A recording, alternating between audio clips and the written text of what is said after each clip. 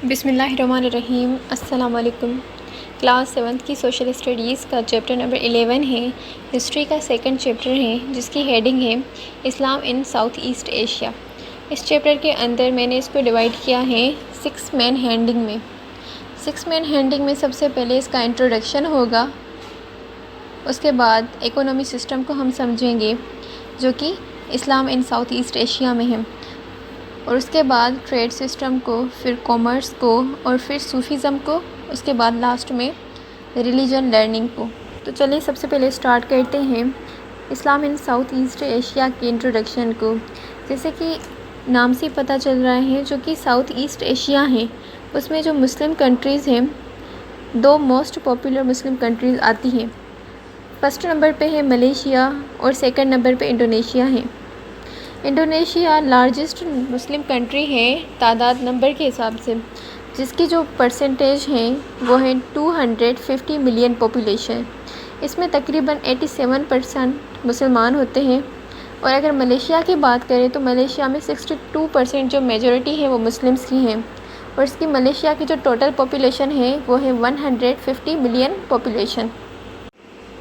مسلمان جو south East Asia میں پھیلے تھے، وہ پھیلے تھے مرچینٹس کی وجہ سے، ٹریڈ کی وجہ سے، اور تیسری چیز تھی صوفیزم کی وجہ سے۔ یعنی جو مرچینٹ اور ٹریڈس تھا وہ تھا کاروبار۔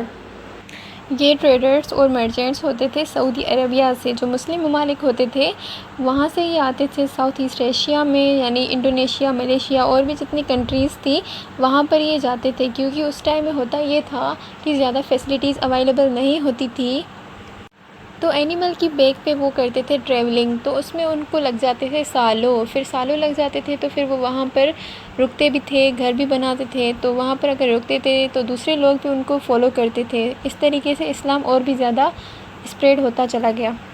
مغل پیریڈ میں اسلام اور بھی زیادہ انکریزڈ ہوا ساؤتھ ایسٹ ایشیا میں۔ یہ وہ انٹروڈکشن تھا جو ساؤتھ ایسٹ ایشیا میں اسلام کس طریقے سے پھیلا تھا۔ اب اس کے بعد بات کرتے ہیں ٹریڈ کی، کہ وہ ٹریڈ سسٹم کس طریقے سے ہوتا تھا۔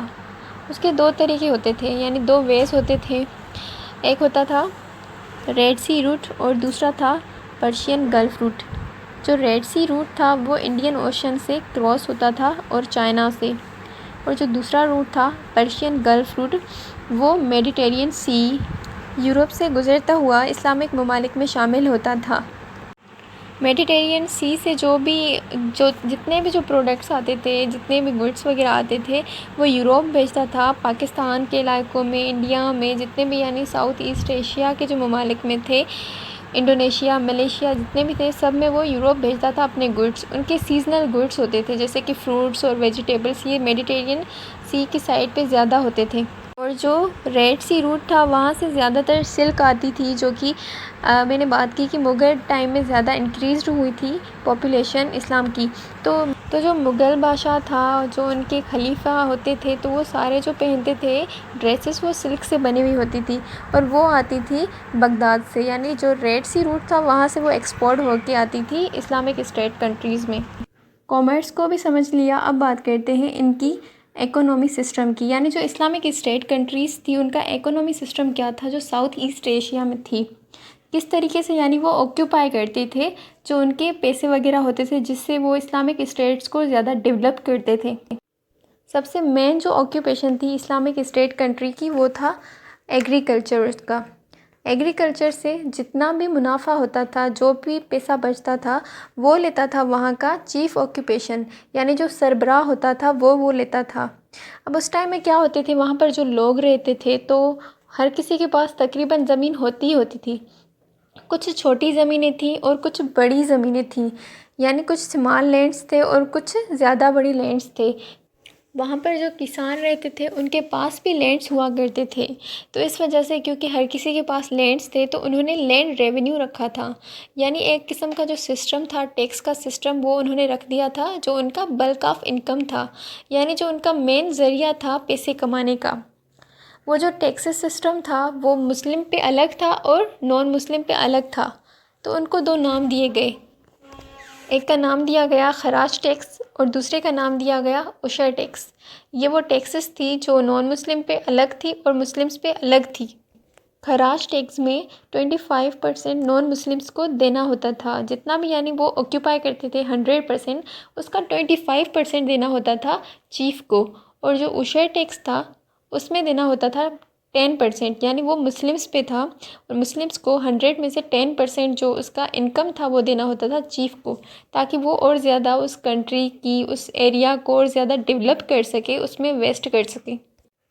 یہ تھا ان کا اکنامی سسٹم۔ اب بات کرتے ہیں ان کے کامرس سسٹم کی۔ کامرس سسٹم مطلب جو بھی وہ کاروبار کرتے تھے، جو بھی وہ کرتے تھے، تو ان سے وہ جو انکم آتی تھی وہ کس طریقے سے آتی تھی، کس بیسس پہ آتی تھی۔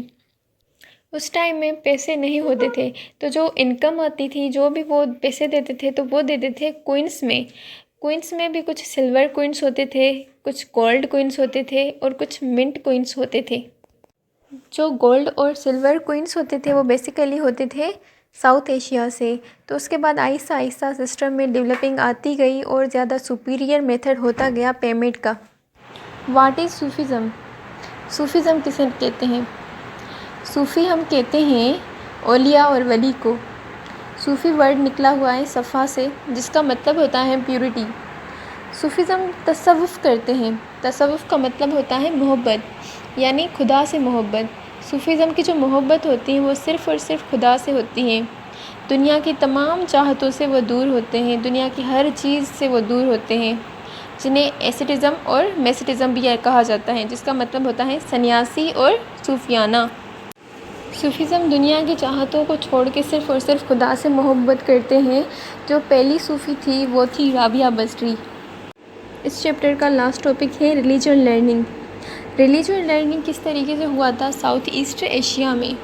تو جو ریلیجن لرننگ ہے ساؤتھ ایسٹ ایشیا میں یا مسلم ممالک جتنے بھی ہیں، وہاں پر سب سے پہلی جو چیز تھی وہ تھی قرآن پاک۔ قرآن پاک کے ذریعے مسلمانوں نے اسلام کی تعلیم کو حاصل کیا۔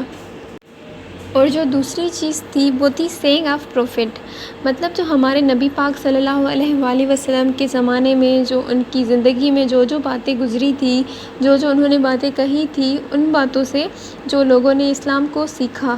اور تیسری چیز تھی علماء رائٹ، یعنی جو علماء تھے، جو مولوی مفتی تھے، جو انہوں نے تفسیر اور حدیث کو لکھا تھا، تو ان کے لکھنے سے جو انہوں نے جو جتنے بھی لوگ تھے مسلمان جو تھے، انہوں نے وہاں سے تعلیم کو حاصل کیا تھا، اسلام کو سمجھا تھا زیادہ سے زیادہ۔ یہ تین چیزیں وہ تھی جو لرننگ ریلیجن تھی۔ لیکن جب ریلیجن سیکھتے ہیں تو اس کے بعد مسلمان بنتے ہیں، تو مسلمان بننے کے بعد بھی مسلم سوسائٹی میں کافی سارے پرابلمس ہوتے ہیں، جو کہ دین کے حساب سے بھی ہوتے ہیں اور دنیا کے حساب سے بھی ہوتے ہیں۔ تو ہر ایک ایریا میں جو ساؤتھ ایسٹ ایشیا تھا، تو وہاں پر ان کو پرابلم کو بھی سولو کرنے کے لیے وہاں کا جو اسٹیٹ تھا انہوں نے شریعہ لا دیا تھا۔ شریعہ لا وہ چیز تھی جہاں پر دین کے جتنے بھی مسئلے ہوتے تھے وہ سارے کے سارے سولو ہوتے تھے، اور جو کچھ زیادہ اسپیسیفک کیسز ہوتے تھے، یعنی جو زیادہ مطلب کہا جاتا ہے امپورٹنٹ کیسز ہوتے تھے، جیسے کہ اگر ایک لڑکی نے 2 نکاح کر لیے، جو کہ اسلام میں ہوتا نہیں ہے، جائز نہیں ہے، لیکن کبھی کبھی ہو جاتا ہے، یا پھر ایسی چیزیں جو کہ کسی نے کسی کا قتل کر دیا، جو بڑے بڑے مسئلے تھے وہ سارے جو سولو ہوتے تھے وہ قاضی کرتے تھے، اور جو نارمل پرابلمس ہوتی تھی وہ شریعہ لاء میں ہوتی تھی۔ لیکن جب اسلام بڑھتا چلا گیا تو سب کے اوپینینس بھی بڑھتے چلے گئے، سب کے جو نظریات تھے ان میں فرق آتا گیا، تو اس وجہ سے ہی انہوں نے ایک ڈیسیجن لیا کہ انہوں نے 4 اسکولس اوپن کیے۔ ایک کا نام تھا حنبلی، دوسرے کا نام تھا حنفی، تیسرے کا نام تھا شافعی، اور چوتھے کا نام تھا مالکی۔ یہ 4 وہ اماموں کے نام تھے جن پہ انہوں نے اسکولس کھولے، یعنی ڈیفرنٹ اوپینین کے لیے۔ کچھ جو تھا مسلم مانوں میں بھی کچھ شیعہ ہوتے ہیں، کچھ سنی ہوتے ہیں، تو الگ الگ جو سوچوں والے لوگ ہوتے ہیں، اس لیے ان کے الگ الگ پرابلمس ہوتے ہیں، تو ان سب کو ایک جگہ پہ تو سولو نہیں کیا جا سکتا، اس لیے یہ شریعہ لاء نے یہ ڈیسائیڈ کیا کہ الگ الگ اسکول کھولے جائے تاکہ ہر کسی کا مسئلہ آسانی سے سنا جائے اور ان کو سولو کیا جائے۔ آئی ہوپ کہ چیپٹر سمجھ میں آ گیا ہوگا۔ Thank you for watching the video. اگر آپ نے ہمارا چینل اب تک سبسکرائب نہیں کیا ہے تو کائنڈلی سبسکرائب کر دیں اور بیل آئیکن کا بٹن بھی دبا دیں۔ اگر بیل آئیکن کا بٹن آپ دبا دیں گے تو اس سے فائدہ یہ ہوگا کہ ہماری ہر آنے والی ویڈیو آپ تک بآسانی پہنچ جائیں گی۔ Thank you for watching the video.